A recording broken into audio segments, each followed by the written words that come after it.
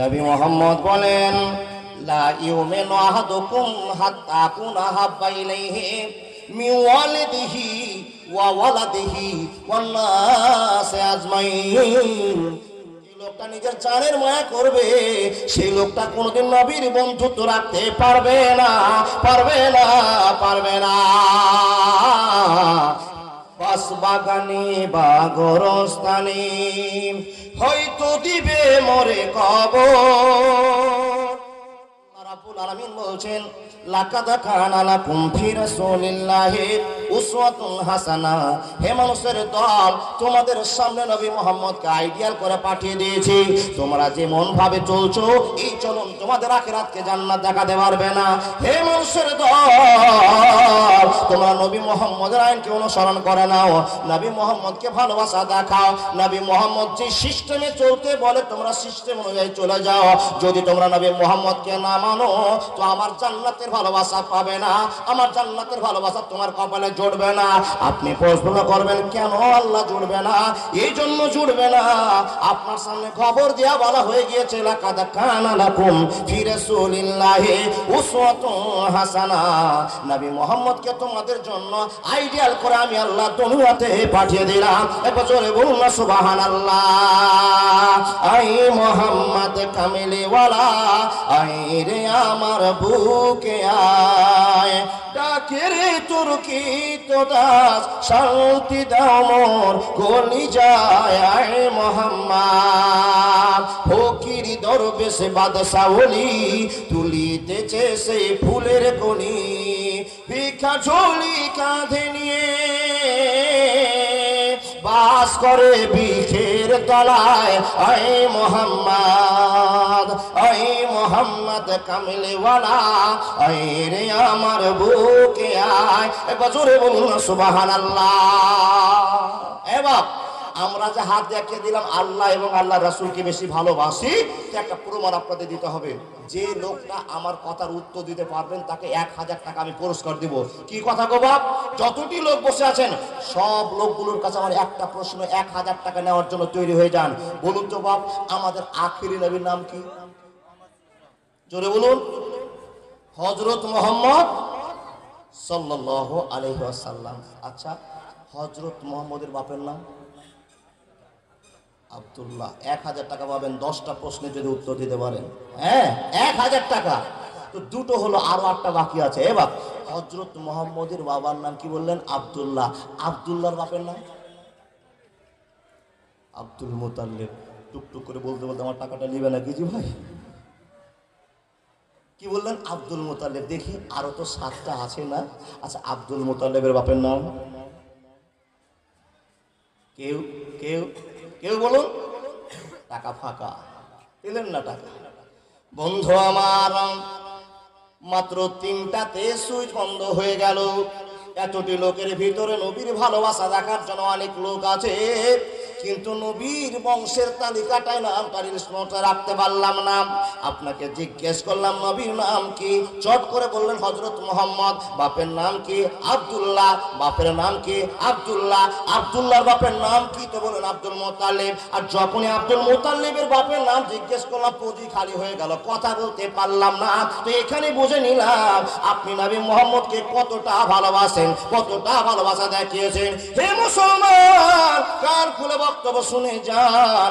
নবী মুহাম্মদকে যতক্ষণ ভালো না বাসবেন, যতই নামাজ রোজা হজ যাকাত সাদকা করুন না কেন, জান্নাতে যাবেন না, যাবেন না, যাবেন না। আপনি প্রশ্ন করবেন, ভাই ইমদাদুল, কেন জান্নাতে যাব না? আল্লাহকে মানলেই তো মানা হয়ে গেল। না না না, আল্লাহকে মানলেই তো মানা হয়ে গেল না। কেন না? আল্লাহ রাব্বুল আলামিনকে মানার জন্য একটা আইন পাস করা হয়েছে, সাল্লু কামা রাআইতুমুনি মুসাল্লি। কথাটা জানেন কি না? জানেন গো বাপ? নবী যেমন ব্যবহার করেছেন, নবী যেমন করে নামাজ পড়া দেখিয়ে দিয়েছেন, সেই মতো নামাজ পড়তে হবে। আচ্ছা বলুন তো, নবী যেরকম নামাজ পড়া দেখিয়েছে আমরা যদি কম বেশি চালু করে দিই, তো আমরা আল্লাহ নবীর অনুসারী হলাম, আনুগত্য করলাম? না না না, করতে পারলাম না। রব্বুল আলামিন বলছেন, নবী মুহাম্মদকে না মারার পর না যদি মেনে থাকতে পারো, তুমি জান্নাতের আশা করিও না, করিও না, করিও না। এবার অথচ আমরা আশা করে বসে আছি আল্লাহর জান্নাতে যাবই ইনশাআল্লাহ। এটি বিশ্বাস নেই আমাদের? সবার বিশ্বাস আছে জান্নাতে যাবো ইনশাআল্লাহ। হ্যাঁ, জান্নাতে যাবেন ইনশাআল্লাহ। তার কারণ আল্লাহ আপনাকে হিদায়াত দিয়ে ইন্নাকা লা তাহদি মান আহবাবতা ওয়ালাকিন্নাল্লাহা ইয়াহদি মান ইয়াশা, আপনাকে দয়া করে আল্লাহ মুসলমান বানিয়েছে। আর যেই মুসলমান হয়েছেন সে একদিন না একদিন জান্নাতে যাবেন। অন্যায় করেছেন, অন্যায় সাজা কাটার পর জান্নাতে যাবে নই, এটা আল্লাহর নবী আপনাকে আমাকে খবর দিয়ে চলে গেছেন। কিন্তু বাপ, এখানে পার্থক্য হয়ে গেল। জান্নাতে যাওয়ার তো সবার ইচ্ছা, একটুখানি তদন্ত করে দেখুন তো আপনার মহব্বত, আপনার ভালোবাসা নবীর প্রতি কতটা আছে, আর সেই যুগের সাহাবাদের কথাটা মিলিয়ে দেখেন আপনার অন্তর আর তাদের অন্তরে কত ডিফারেন্স আছে। এ মুসলমান, জেনে নিতে হবে। এখন বক্তব্য শুনছেন, এমদাদুল বক্তব্য করছে, আপনি শুনছেন। এক্ষুনি যদি মরে যান, সব লোকগুলো মরে যাওয়ার পর 3 ঘন্টার ভিতরে, 5 ঘন্টার ভিতরে, সকাল 8টার ভিতরে আপনার কাফন দাফন হয়ে গেল। কাফন দাফন যখনই হয়ে গেল, দাফন করার পরে সব মানুষগুলো আপনার কাছ থেকে যাচ্ছে, কবর থেকে যাচ্ছে, আল্লাহুম্মা আগফির লাহু ওয়া সাব্বিতহু, এই কথাটা বলছে আর চলে যাচ্ছে, বলছে আর চলে যাচ্ছে। শেষ লোকটা যেটা সব ঘেরাঘুরি করে বিদায় নিয়ে চলে যাবে, যখনই চলে গেল তখনই আপনার খবর চালু হয়ে গেল। এমদাদুল ভাই, কি খবর চালু হলো সেটা তো তুমি বললা না। বন্ধুরে আমার, যখনই মানুষের মাটি দেওয়া কমপ্লিট হয়ে গেল, ঘেরা বেড়া হয়ে গেল, মানুষ কবর ছেড়ে দূরে চলে গেল, 2 জন ফেরেশতা চলে আসবে আর আপনাকে জিজ্ঞাসাবাদ শুরু করা হবে। এই মুসলমান, রব্বুল আলামিন বলছেন ইন্না ইলাইনা ইয়াবাহুম সুম্মা ইন্না আলাইনা হিসাবাহুম। বান্দারে, কবরে তোমার জীবন চালু হয়ে গেল, মরে যাওয়ার পর তোমার কোনো জায়গায় শান্তি আর হলো না। দুনিয়াতে বেঁচে আছো, আনন্দ অশান্তি দুটোই ভাগ করে দুনিয়াতে চলছো, কিন্তু মরে যাওয়ার পর যদি তোমাদের রেজাল্ট ভালো করতে চাও, আনন্দ নিতে চাও, তো দুনিয়াতে কর্ম করে নাও। আর যদি আখিরাতকে প্রাধান্য দিতে না পারো, তাহলে তুমি খবরটা জেনে নাও, মরার পরেও শান্তি মিলবে না, মিলবে না, মিলবে না। হারিয়ে যাব একই দিন আমি, রব নাই ভুবনে চিরদিন। ক্ষমা করে দিও তোমরা আমায়, ভুল করে থাকি যদি কোনো দিন, হারিয়ে যাব একদিন আমি, রব নাই ভুবনে চিরদিন। বাস বাগানে বা গোরস্থানে হয়তো দিবে মরে কবর, তোমরা আমায় ভুলে যাবে, রাখবে না জানি কোনো খবর। হারিয়ে যাব একদিন আমি, রব নাই ভুবনে চিরদিন। একবার জোরে বলুন না সুবহানাল্লাহ। জান্নাতি হতে চাইছেন না? জান্নাতি হওয়ার জন্য জান্নাতি কাজ করতে হবে। কি কাজ করতে হবে? নবী মুহাম্মদ বলেন, লা ইউমিনু আহাদুকুম হাত্তা কুনা হাব্বা ইলাইহি মিন ওয়ালিদিহি ওয়া ওয়ালাদিহি ওয়ান নাসি আজমাইন। আল্লাহ এবং আল্লাহ রাসূলকে ভালোবাসার পর হে পৃথিবীর মানুষ, নবী মুহাম্মদের জন্য একটা কথা আপনার জন্য উপেক্ষা করতে আরম্ভ করলাম। পৃথিবীতে বাপ মা দাদা বন্ধু ভাই বোনের চাইতে, সম্পদের চাইতে যতক্ষণ নবীকে ভালোবাসা না যাবে, ততক্ষণ মানুষটাকে মুমিন বলা যাবে না, মুমিন বলা যাবে না, মুমিন বলা যাবে না। আল্লাহর নবীকে হযরত উমর এসে জিজ্ঞেস করে বলছেন, ইয়া রাসূলুল্লাহ, একটা গল্প আপনাকে বলার জন্য ছুটে আসলাম, গো নবী আপনি আমাকে গল্পটার মানে বুঝিয়ে দেন। ইয়া রাসূলুল্লাহ, আপনার কাছে ছুটে আসলাম গল্পটার মানেটা বোঝার জন্য। নবী মুহাম্মদ বলছেন, উমর তুমি কি বলতে যাচ্ছো বলে দাও। হযরত উমর বলছেন, নবী গো, আমার বাপ, আমার মা, আমার ভাই, আমার বেটা, আমার বেটি, আমার টাকা, আমার পয়সা, আমার যত সম্পদ আছে, ভালোবাসার জিনিস আছে গো নবী, সব চাইতে আমি আপনাকে বেশি ভালোবাসি। একবার জোরে বলুন না নারায়ে তাকবীর। কথাটা কি বলছেন? একটু কথা বলুন। এবার সবই তো ড্যামেজ হয়ে গেছে, আপনারা কথা বলে আমার আবার পাওয়ার ঘুরে যাবে ইনশাআল্লাহ। বুঝতে পারছি, আপনারা উত্তর দেন। কথাটা কে বললেন? হযরত উমর। কাকে বললেন? নবী মুহাম্মদকে।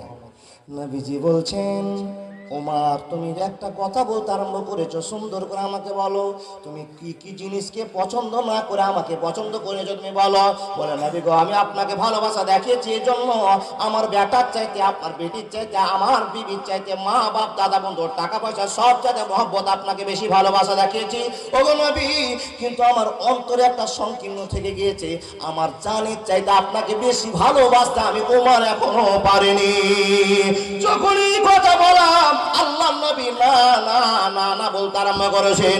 ও নবী মোহাম্মদ, আপনি কেন না না বলতে আরম্ভ করেছেন?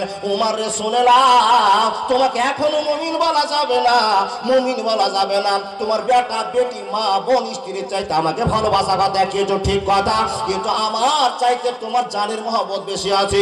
এ নবী ওমর শুনে নাও, আমি তোমাকে গল্প শুনিয়ে দিলাম, শুনে নাও। তুমি এখনো মুমিন হতে পারোনি, পাকা ইমানদার হতে পারোনি। যে লোকটা নিজের জানের মায়া করবে সেই লোকটা কোনোদিন নবীর বন্ধুত্ব রাখতে পারবে না, পারবে না, পারবে না। আল্লাহর বান্দারা, হযরত ওমর কাছে যখন প্রশ্নটা ব্যক্ত করে শুনিয়ে দেওয়া হলো, ওমর বলছেন নবী গো, ধরো তো আমি জান্নাত যেতে পারছি না, আপনাকে ভালোবাসা দেখালাম বটে, সব চাইতে ভালোবাসা দেখার চেষ্টা করলাম বটে, কিন্তু জানের চাইতে দেখাতে পারিনি গো নবী। এই ভালোবাসার কথাটা আপনাকে তুলতে গিয়ে বুঝে নিলাম আমি এখনো সাকসেস হতে পারিনি, আমি এখনো সাকসেস হতে পারিনি। নবী গো, আজ থেকে বুঝে নিলাম নিজের জানের চাইতে নবী মুহাম্মদকে বেশি ভালোবাসতে হবে। একটা লোক পারবেন? এ বাপ, একটা লোক পারবেন নিজের জানের চাইতে, বেটার চাইতে, বেটির চাইতে, মায়ের চাইতে, টাকা পয়সার চাইতে নবী মুহাম্মদকে ভালোবাসতে পারবেন না। হযরত ওমর বুঝলেন আমার ভালোবাসাতে ফাঁক আছে, সংকীর্ণতা আছে, তাই নবীকে বলছেন নবী গো, আমি আপনাকে ভালোবাসা আজ থেকে দেখাতে আরম্ভ করলাম। কি দিয়ে? আমার জানের বিনিময় দিয়ে। হযরত ওমর এমন আমল করলেন, এমন আমল করলেন, এমন নবীকে ভালোবাসা দেখালেন। 10 জন সাহাবা এক জায়গাতে বসার পর সাহাবারা আলোচনা করছে, আচ্ছা তোমরা বলো তো, হযরত আবু বকর বেশি ভালো না হযরত উমর বেশি ভালো? 10 জনের ভিতরে আলোচনা চলছে। বন্ধু আমার, 10 জনের ভিতরে 4 জন বলছেন উমর ভালো, 6 জন বলছেন আবু বকর ভালো, আবু বকর বলছেন উমর ভালো, উমর বলছেন আবু বকর ভালো। এই যে ধাক্কাধাক্কি চলছে, ধাক্কাধাক্কি চলার ভিতরে হযরত ওমর দাঁড়িয়ে গেলেন বন্ধুরে আমার। আর দাঁড়িয়ে যাওয়ার পর বলছেন, ও জনগণেরা, ও বন্ধু সাথীরা, তোমরা যে আলোচনাটা করছো তোমাদের আলোচনাটা বাদ করে দাও, তোমাদের আলোচনাটা বন্ধ করে দাও। কি জন্য বন্ধ করে দিতে হবে? একটা জান্নাতি লোকের সঙ্গে তোমরা উমরের তুলনা করেছো, উমরের তুলনা করিও না। এখানে সুন্দর করে তোমরা আলোচনা করতে আরম্ভ করেছো, আবু বকর বেশি ভালো না উমর বেশি ভালো। আমি উমর তোমাদেরকে খবর দিয়ে দিলাম, আবু বকরের একটা রাতের নেকি উমরের গোটা জিন্দেগির নেকির সঙ্গে মিল হবে না। শুধু তাই নয়, শুধু তাই নয়, আবু বকর এক রাতে যত নেকি ইনকাম করেছে, যত ভালোবাসা নবী মুহাম্মদকে দেখিয়েছে, যত আনুগত্য আল্লাহর করেছে, এই সমস্ত বন্ধুরা শুনে নাও, উপস্থিত বন্ধু সাথীরা তোমরা শুনে নাও, উমরের পরিবারের কোন নাই যে আবু বকরকে টোপকে ওভার করে আমলে বেশি করতে পারবে, এরকম কোন বক্তব্য আমার জানা নাই। যখন এই কথা বললাম সাহাবাদের মুখটা বন্ধ হয়ে গেল, যার জন্য আমরা ঝোল খুঁড়ছিলাম সেই নিজে বলে দিল আমার চাইতে আবু বকর অনেক গুণে ভালো। এবার রসুলের প্রেম আছে, দেখুন আবু বকরের ভালোবাসা কত আর আপনার আমার ভালোবাসা কত, একটুখানি শুনে চলে যাবেন। জি, উমরকে বলছেন, হুজুর আপনি এটা কি কথা বলছেন, কেমন কথা বললেন আপনি?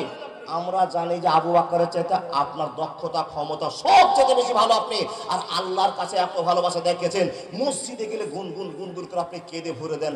ও আমিরুল মুমিনিন, সরি আমিরুল মুমিনিন তখনও হয়নি, ও হযরত উমর আপনি কেমন কথা বললেন, আপনার চাইতে আবু বকরের নেকি বেশি কি করে হয় আপনি বুঝান। যখনই এই সাহাবারা প্রশ্ন করেছেন উমরকে, তখন উমর ফারুক রাদিয়াল্লাহু তাআলা আনহু বলে বুঝাতে আরম্ভ করলেন। তাকান আমার দিকে, ওমর ফারুক বোঝাতে আরম্ভ করলেন, ও জনগণ, তোমরা তো আবু বকর সম্পর্কে কোনো ধারণা রাখো না, কোনো জ্ঞান রাখো না, এই জন্য তোমাকে আমরা বোঝাতে আরম্ভ করলাম। হে বন্ধুরা শুনে নাও, আবু বকরকে আমি নিজে ইবাদত করতে দেখেছি, আবু বকরকে নিজে ভালোবাসা দেখাতে দেখেছি। ও ওমর, আপনি বলে দিন কি দেখেছেন, কি দেখেছেন, কি দেখেছেন? তো হযরত ওমর বলছেন, একদিনের গল্প আপনাকে বলতে আরম্ভ করলাম। হযরতে পাক আল্লাহ পাকের নবী মুহাম্মদুর রাসূলুল্লাহ উচ্চ কণ্ঠে বলেন সাল্লাল্লাহু আলাইহি ওয়াসাল্লাম, যেই দিন মক্কা ছেড়ে মদিনার দিকে রওনা হয়ে গেলেন, যেদিন মক্কা ছেড়ে মদিনার দিকে চলতে আরম্ভ করলেন, ও জনগণরা শুনে নাও, ও লোকেরা শুনে নাও, যখন চলতে আরম্ভ করলেন সে সময় সঙ্গী ছিল আবু বকর। আবু বকরের গল্প তোমাদেরকে জানা ছিল না, আজকে গল্পটা টাটকা করে শুনে নাও। নবী মুহাম্মদের কত প্রেম, কত ভালোবাসা, জান্নাত নেওয়ার জন্য আবু বকর কতটা পাগল হয়েছে তোমরা শুনে নাও। আতিউর রাসূল, আল্লাহ রাসূলের কত প্রাধান্য সেই আবু বকর দিয়েছে তোমরা জানো না, জানো না, জানো না।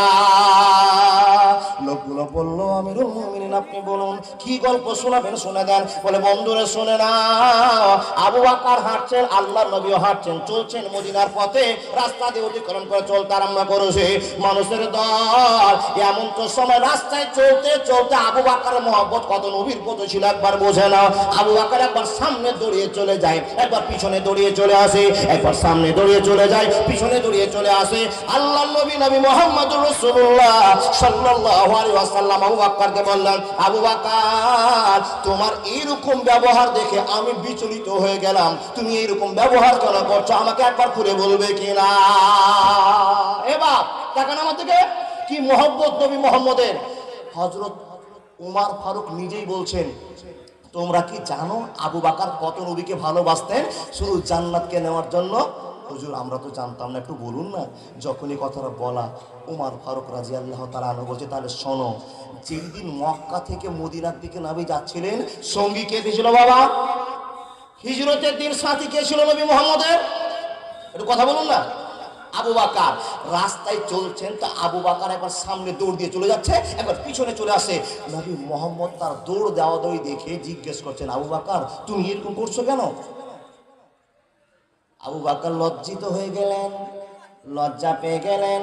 নবী গো, এই জন্য আমি দৌড়াদৌড়ি করছি, আপনি আমার কথা প্রশ্ন করে দিলেন, উত্তরটা আমাকে দিতে হবে।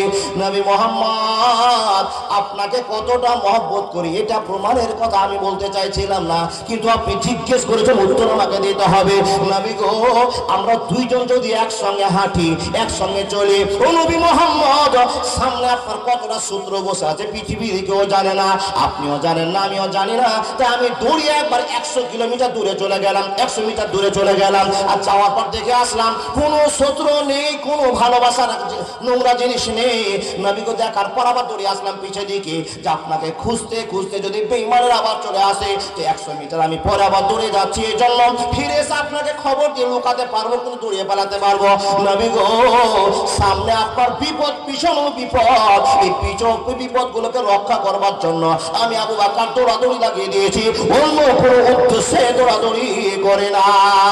যখন এই কথা বলা, হযরত পাক আল্লাহ পাকের নবী মুহাম্মদের চোখ থেকে জল ঝরতে আরম্ভ করল। আল্লাহ শুধু আশহাদু আল্লা ইলাহা ইল্লাল্লাহু ওয়া আশহাদু আন্না মুহাম্মাদান আবদুহু ওয়া রাসূলুহু, এই কথাটা বলার কারণে আবু বকর অন্তরে এতটা ভালোবাসা ঢুকে গিয়েছে, আমাকে বাঁচাবার জন্য 100 মিটার দৌড়িয়ে যাচ্ছে, 100 মিটার পিছনে যাচ্ছে, এই জন্য যাচ্ছে পিছনের লোকগুলো যদি এসে নবীকে ধরে নেয় তো আমি দেখতে পাবো না, নবী বিপদে পড়ে যাবে, আর সামনের লোকগুলো যদি সামনে বসে থাকে নবী মুহাম্মদ আটকে দিবে, তার যেতে পারবে না। এই বিপদের আশঙ্কা মনে করে নবীকে আমি দৌড়াদৌড়ি করছি, অন্য কোনো কাজে দৌড়াদৌড়ি করি না। যখন এই কথাটা বলা, তখন নবী মুহাম্মদ আবু বকরকে জিজ্ঞেস করছেন, আবু বকর তুমি আমাকে এতটাই ভালোবাসো, তুমি আমাকে এতটাই ভালোবাসো? যখন এই কথা বলা, আবু বকর চোখের পানি ছেড়ে দিয়ে বলছেন, নবী গো, যেদিন থেকে শুনেছি আশহাদু আল্লা ইলাহা ইল্লাল্লাহু ওয়া আশহাদু আন্না মুহাম্মাদান আবদুহু ওয়া রাসূলুহু, আল্লাহ এক, আর আল্লাহ আপনাকে চয়েস করে নবী করে দুনিয়াতে পাঠিয়েছে। ও নবী মুহাম্মদ, আপনার কথায় বিশ্বাস করেছে আল্লাহ একটা আছে, লাউ কানা ফীহিমা আলিহাতুন ইল্লাল্লাহ, আল্লাহ একটা আছে, আর এটা যেদিন থেকে বিশ্বাস করেছি, আপনার চাইতে কোনো দিন আমার স্ত্রীকে আমি বেশি ভালোবাসি না, আমার বেটাকে ভালোবাসি না, আমার বেটিকে ভালোবাসি না, আমার সম্পদকে আমি ভালোবাসি না। ইয়া রাসূলুল্লাহ, পৃথিবীর সব সম্পদ চাইতে আপনাকে বেশি ভালোবাসি, এবং কি গো নবী, আমার জানের চাইতে আপনাকে আমি ভালোবাসি। এই জন্য আমি সামনে পিছনে দৌড়াদৌড়ি করছি, অন্য কোনো কারণে দৌড়াদৌড়ি করি না। একটা জোরে বললাম নারায়ে তাকবীর। এবার আগে ওয়াজ শুনুন, তারপরে যদি আপনার মিল হয় যে নামুল সাহেব আবু বকরের চাইতে, আবু দাহাদার চাইতে, আইয়ুব আনসারীর চাইতে আমি ভালো আমল করেছি, তো আপনাকে আর নামাজ রোজা হজ জাকাত করার পর আর বেশি কিছু করতে হবে না, আপনি চলে যাবেন জান্নাতে। কিন্তু যদি আপনার শান্তি থেকে যেতে বুঝে নেন জান্নাত যাওয়ার জন্য আতিউল্লাহ ও আতিউর রাসূলের প্রাধান্যতা কেমন করে দিতে হবে একটু বুঝুন। এবার আজকে তো আমরা এক বেলা খেয়েছি, আর এক বেলা যদি খেতে যাই তো মাছ মাংস দুধ ডিম প্রত্যেকের বাড়িতে সে আছে না, বা আছে না? আজকে কোনো মানুষ অভাবে আছে না? অভাবে নাই, কিন্তু কষ্টে পেটের কি জ্বালা বুঝতে পারবেন আর 8 দিন পর, 10 দিন পর। কি বাবা, আর 10 দিন পর রমজান মাস আসছে, সেদিন পেটে ভাত থাকবে না, কত বড় আপনি মস্তান সেই দিন বোঝা যাবে। যে লোকগুলো মুখগুলো আজকে দেখছি টাটকা হয়ে আছে, রোজা করে আছেন, সব মুখগুলো মলিন হয়ে আছে, দুর্বল হয়ে আছে, শুধু তারায় তারায় করছেন কখন সূর্য ডুববে আর কখন পানি খাবো, কিন্তু আল্লাহর ভয়ে একটা ফোঁটাও পানি খেতে পারে না। হ্যাঁ মুসলমান, কথাগুলো শুনুন, আজকে আপনি টাটকা, 10 দিন পর দুর্বল হয়ে যাবেন। পেটের জ্বালা এত জ্বালা, পেটে যদি জ্বালা থাকে নবী মুহাম্মদ বলেছেন নামাজ পড়তে হবে না।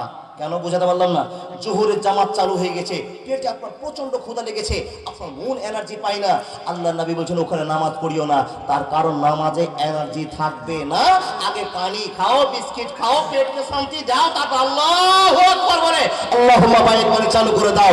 যদি পেটে দুঃখ থাকে আল্লাহুম্মা বাইত বাড়ি থেকে না বলে ফাতিহা পার করে কুল হদি তুমি সিজদাতে চলে এসছো, তোমার নামাজে গোলমাল থেকে যাবে।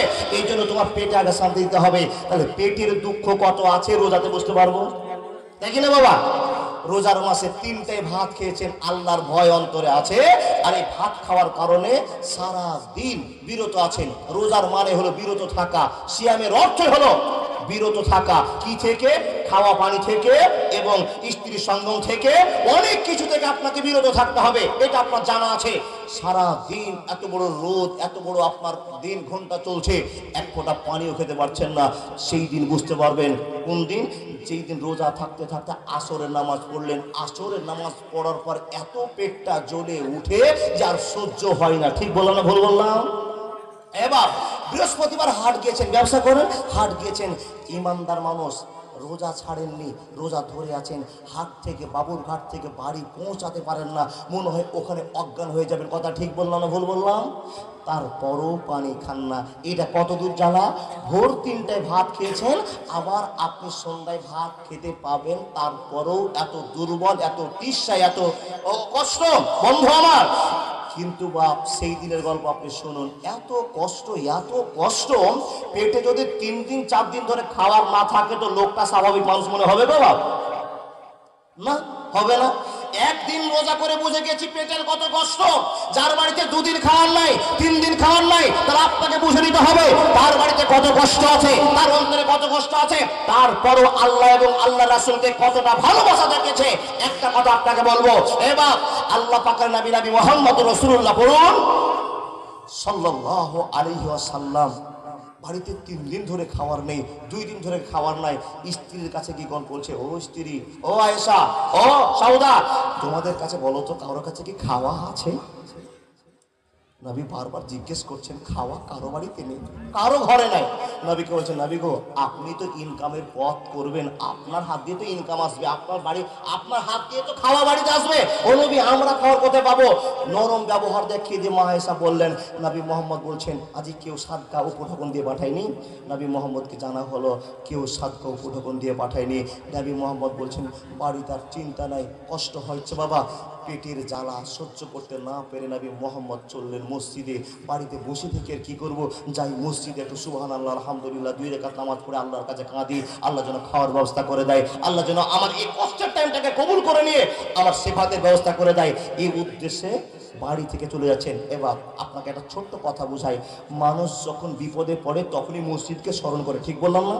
পেটে খাওয়ার নাই গো বাপ, পেটে খাওয়ার নাই, সে সময়ে মসজিদে গিয়ে দিন কাটাচ্ছেন।